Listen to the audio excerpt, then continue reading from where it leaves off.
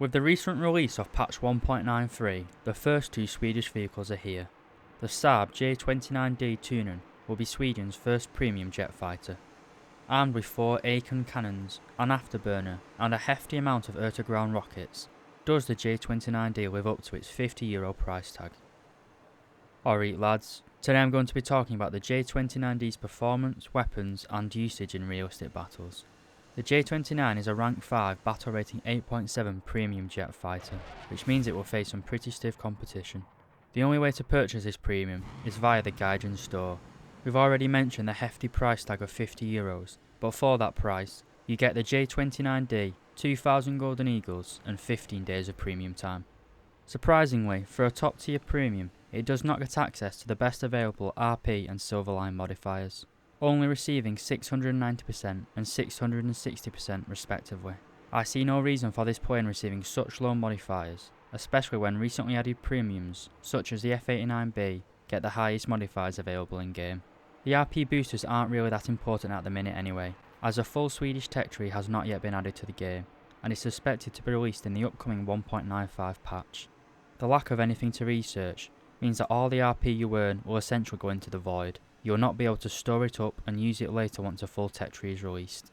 Therefore, the only purpose this jet serves is to grind silver lions, as well as to level up your Swedish crew slots in anticipation of the other Swedish vehicles being released. It's worth noting that if you buy either of the premium Swedish vehicles, you will be flying them out in stock crews with no G tolerance or stamina upgrades, which significantly reduces your ability to dogfight. Because of this, if you purchase either of the packs, I suggest spending some of the Golden Eagles that come with it to upgrade your crew slots, focusing on improving G tolerance, stamina and pilot vitality.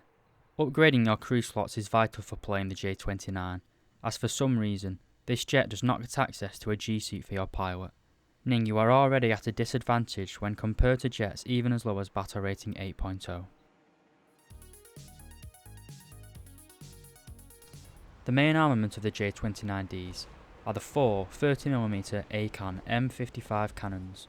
These are essentially copies of the British Aiden cannons found in the Hunter series of fighters. Whilst the ACANs are copies, they have a slightly higher fire rate of 1,400 rounds per minute compared to the Aiden's 1,200 rounds per minute. You have 400 rounds in total for 100 rounds per gun. This low ammo count, combined with the 1,400 rounds per minute, gives you roughly 4.5 seconds of trigger time. You will have to be quite disciplined with your shooting, and a mature pilot will not bother taking unrealistic pot shots. The ACANs, however, are very powerful, and if you land a shot you will most likely crit or destroy an enemy with a single round. That being said, the cannon rounds lose velocity pretty quickly after leaving the muzzle of the gun, which makes long range shooting very tricky, as enemy pilots have plenty of time to react to your tracers. For a newly introduced premium, it surprised me that the J-29D does not have access to any variants of air-to-air missiles. It does however get access to 4 different air-to-ground rockets. The first of which are the M55s. You can carry 24 of these. They are small rockets armed with a high explosive warhead. They're only really useful against AAA or very lightly armoured vehicles however. The second rockets are the M49As. You can carry 14 of these rockets and they are armed with a high explosive anti-tank warhead, giving you 500mm of penetration at all ranges.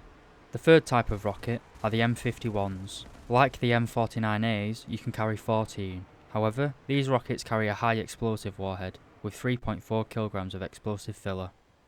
The last type of rocket you get access to are the M49s. You can only carry 4 of these rockets, but they make up for that with the explosive filler, carrying 5.3 kilograms of TNT equivalent.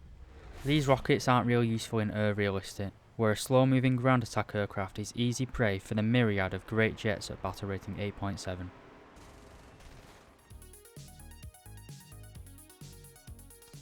The J-29D is powered by the Svenska RM2B engine, which is a Swedish-built copy of the British Ghost RM2 engine. This engine, with an afterburner, produces 2,070 kilograms of thrust, which in turn gives this jet a climb rate of 59 meters per second. The engine performance is very good for an 8.7 aircraft. While not being outright as powerful as other engines, the small fuselage of the J-29 gives this fighter an excellent power-to-weight ratio.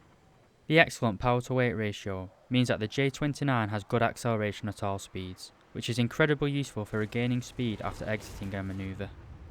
The Svenska engine can accelerate the J-29D up to 1040 km per hour in the horizontal, but the wings will rip off the plane at around 1090 km per hour, or Mach 0.88. This means even shallow dives at high speed can lead to exceeding the critical Mach number and subsequent wing failure. This issue is exacerbated by the J-29's air brakes being rather ineffective. They were nowhere near as good as the brakes found on its contemporaries, the MiG-15 Bis and the F-86 Sabre. Not only does this make it hard to regain control in a dive, it also makes it harder to force enemies to overshoot you, a common reversal manoeuvre that all good jet pilots know and use. In general, the J-29's ability to dogfight is pretty poor. It has a very good roll rate however, but hardly any elevator authority, which is reflected in its 29-second turn time. For comparison, the MiG-15 Bis has a 20.7-second turn time. Usually, a good roll rate is great news, as it allows for defensive flying, but the aforementioned poor air brakes means if an enemy gets on your tail, there's very little you can do about it. You can't outturn them, you can't force them to overshoot, and you don't accelerate fast enough to create separation between you and their guns.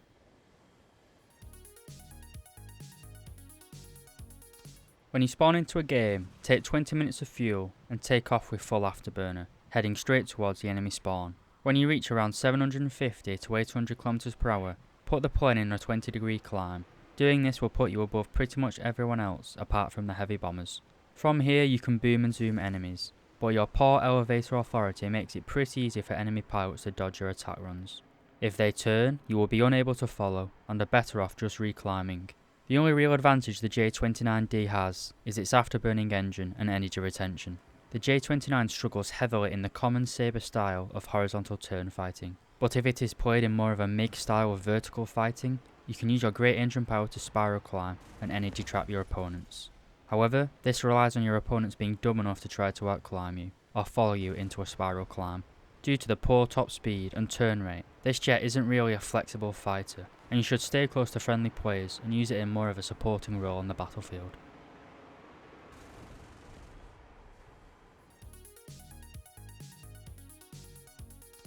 To conclude, the J-29D is a decent fighter with some clear advantages over the 8.7 aircraft.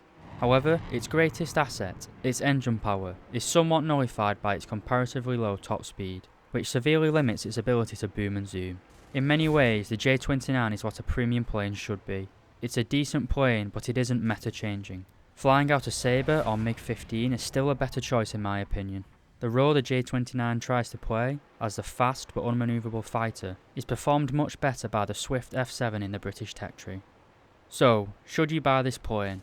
As of update 1.93, the full Swedish tech tree has not yet been released, so the only reason to play this jet at the minute is to grind silver lions, or to train your Swedish crews. But as the J-29D doesn't receive the typical high silver lion modifiers, as well as the plane's average performance, it isn't even really effective for grinding silver lions. Other premiums such as the Chinese Shenyang F5 or American F-86 F-35 are better for grinding silver lions in my opinion. As of update 1.93, I can't really recommend buying this plane. You aren't really missing out on much by not purchasing it. As I've said, at 8.7 this plane does struggle a little bit against its contemporaries. When the rest of the Swedish tech tree is released however, in update 1.95, you could consider buying this premium. If the Swedish tech tree looks appealing to you, then this plane may be well worth its money. However, if you have no interest in the Swedish tech tree, then I see no reason whatsoever to spend €50 on this premium, especially when there are much more competitive premiums available for the same price. I hope you found this video informative, and thank you very much for watching.